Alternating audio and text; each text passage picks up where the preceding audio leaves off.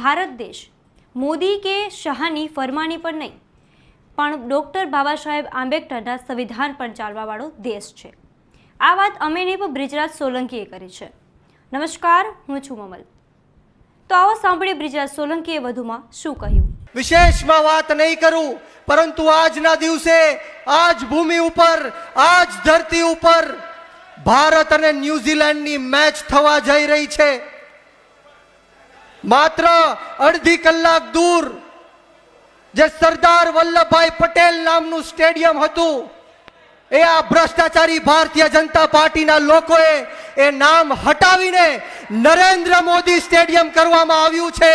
ત્યાર પછી ભારત દેશની ટીમ ક્યારેય ફાઇનલમાં જીતી નથી। આ પનોતીનું નામ આ સ્ટેડિયમમાં જોડવામાં આવ્યું છે। ત્યારે હું ભગવાન અને માતાજીને એટલી જ પ્રાર્થના કરું કે આજના દિવસે ન્યુઝીલેન્ડની સામે અમારી ભારત દેશની ટીમ વિજેતા બને। અને સાથોસાથ વિશેષ વાતો નથી કરવી, પરંતુ મારા જગતના તાજ, જગતના બાપ ખેડૂતો ઉપસ્થિત થયા છે અને મારી છાતી ગદગદ ફૂલે છે કે 84 જેટલા ખેડૂતો જેલ ભોગવીને અત્યારે આપણી વચ્ચે ઊભા છે।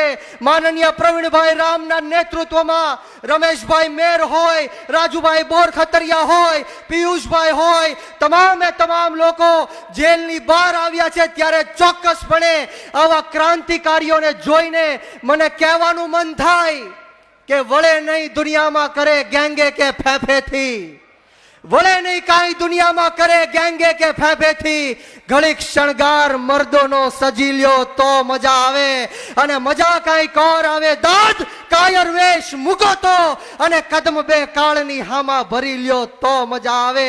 આ ખેડૂતોએ આ કાળ જેવી ભાજપની સામે કદમ બે માંડી લીધા છે। ત્યારે આપણે સવે નાત જાત ભેદભાવ ભાષા ધર્મ જ્ઞાતિ જાતિ બધું જ ભૂલીને આમ આદમી પાર્ટીને આવનારી જે જિલ્લા પંચાયત અને તાલુકા પંચાયતની ચૂંટણીઓ આવે છે એમાં છઠ્ઠીનું ધાવણ યાદ દેવડાવવાનું છે। જે અન્યાય અને અત્યાચાર આ બોટાદની અંદર હળદર કાંડ ખાતે, કડદાની ખાતે જે માતાઓ બહેનો ઉપર કરવામાં આવ્યું છે, ઘરમાં ઘૂસી ઘૂસીને આ ખેડૂતોની માતાઓને બહેનોને મારવામાં આવ્યો છે। આ ખેડૂતોના માથા ફોડી નાખવામાં આવ્યા, લોહી લુહાણ કરી નાખવામાં આવ્યા, ફ્રેક્ચરો કરી નાખવામાં આવ્યા, ટીયર ગેસોના સેલ છોડવામાં આવ્યા। ત્યારે આ જાહેર મંચ ઉપરથી ભારતીય જનતા પાર્ટીના નેતાઓને કહેવા માંગીશ કે તમે ચૈતર વસાવાને જેલમાં નાખ્યા, તમે ગોપાલ ઇટાલિયાને જેલમાં નાખ્યા, યુવરાજસિંહને જેલમાં નાખ્યા, પ્રવીણ રામને જેલમાં નાખ્યા, અરવિંદ કેજરીવાલને જેલમાં નાખ્યા, આખે આખી આમ આદમી પાર્ટીને જેલમાં નાખી। પરંતુ છાતી ઠોકીને કહું છું કે આમ આદમી પાર્ટી આંદોલનની કોખમાંથી જન્મેલી પાર્ટી છે।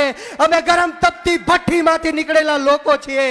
અમે તમારી તાનાશાહીથી કે હિટલર શાહીથી ડરવાના નથી। આ સમગ્ર મામલે આપ શું વિચારો છો, કોમેન્ટ કરીને અમને જરૂરથી જણાવજો। ત્યારે માટે બસ આટલું જ। ધન્યવાદ।